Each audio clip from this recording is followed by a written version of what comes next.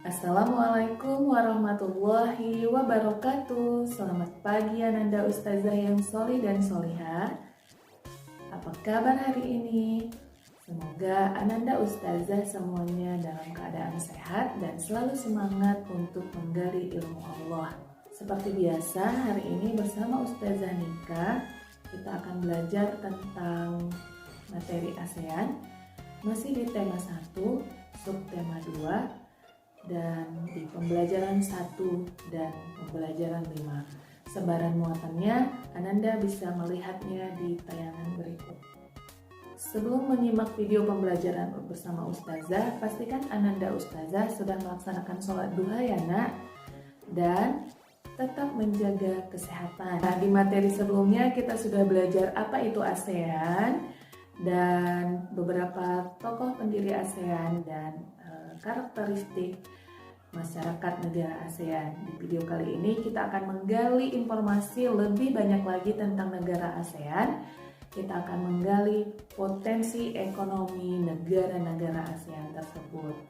Nah, tujuan pembelajaran kita hari ini adalah setelah mempelajari atau menyimak video pembelajaran bersama Ustazah, Ananda Ustazah semuanya mampu menjelaskan bagaimana potensi negara ASEAN tersebut dan mampu mengidentifikasi potensi ekonomi dari anggota ASEAN. Ada berapa anggota ASEAN? Benar sekali, ada 10. Jadi kita akan menggali informasi lebih luas bagaimana potensi ekonomi negara anggota-anggota ASEAN. Baik, kita akan menyimak video pembelajaran bersama Ustazah. Selamat menyaksikan.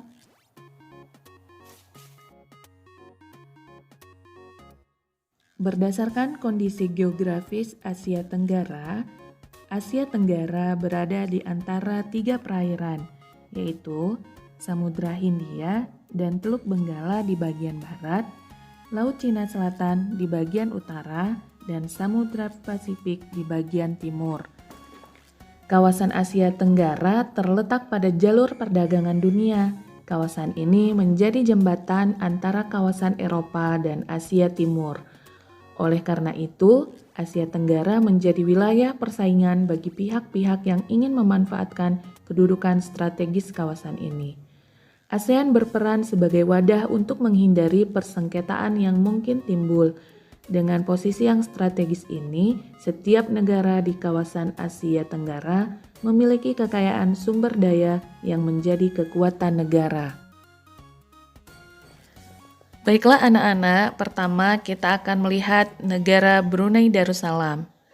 Nah, negara Brunei terkenal dengan kekuatan sumber daya alam berupa minyak bumi dan gas alam. Brunei menjadi negara di Asia Tenggara yang memiliki pendapatan per kapita tertinggi karena gas alamnya. Nah, yang kedua adalah negara Filipina. Filipina adalah negara kepulauan yang mata pencaharian sebagian besar penduduknya adalah di bidang pertanian. Beberapa produk unggulan hasil pertaniannya diekspor ke berbagai negara. Nah, seperti apa hasil pertaniannya?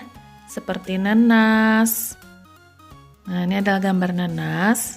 Nah, ini diekspor oleh negara Filipina. Kemudian ada padi, kelapa, dan gula.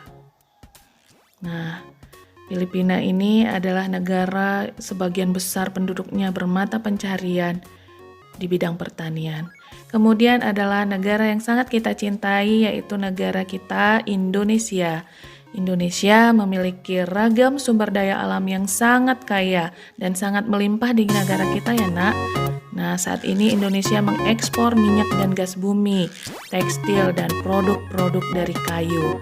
Ini adalah produk furniture. Pertambangan menjadi salah satu pintu masuk para penguasa mancanegara ke Indonesia. Nah, keindahan alam ini menjadi sumber devisa terbesar negara kita dari sektor pariwisata. Nah, ini keindahan alam Indonesia. Ini pariwisata yang ada di negara kita. Sangat kaya akan sumber daya alam. Nah, yang berikutnya kita akan melihat potensi negara Kamboja. Di Kamboja mengalir Sungai Mekong yang sangat terkenal. Daerah di sekitar Sungai Mekong merupakan daerah yang subur. Mata pencaharian penduduk Kamboja adalah pertanian. Hasil pertanian Kamboja yang besar adalah padi dan karet. Nah, ini adalah gambarnya padi dan karet. Berikutnya kita akan melihat potensi negara Laos. Nah, bagaimana potensi ekonomi negara Laos? Laos dilewati oleh aliran Sungai Mekong sama seperti Kamboja. Kegiatan pertanian banyak dilakukan di sepanjang aliran sungai ini. Sebagian besar hasil pertanian dinikmati oleh masyarakat Laos.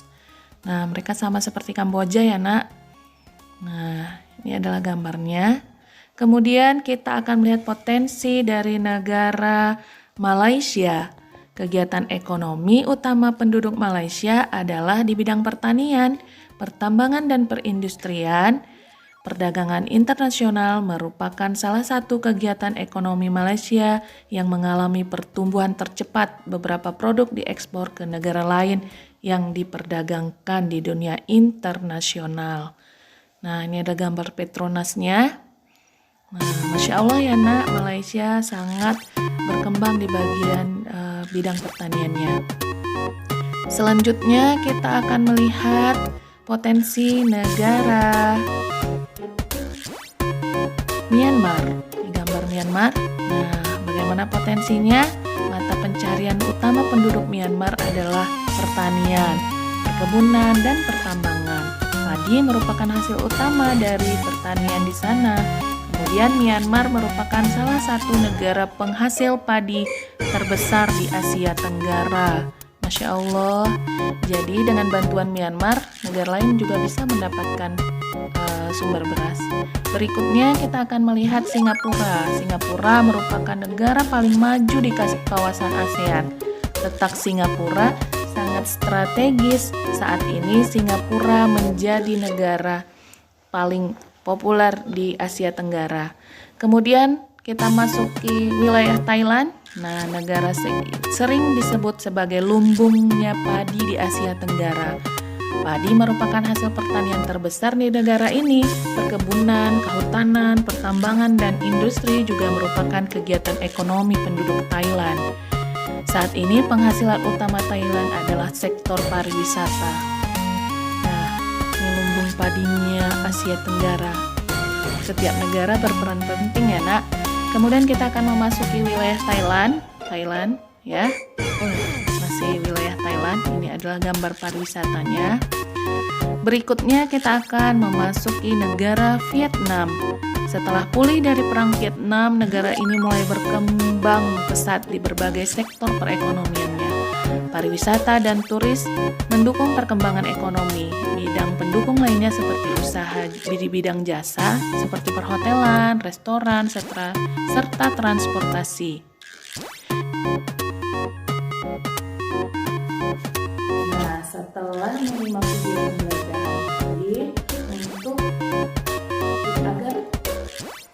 menyimak video pembelajaran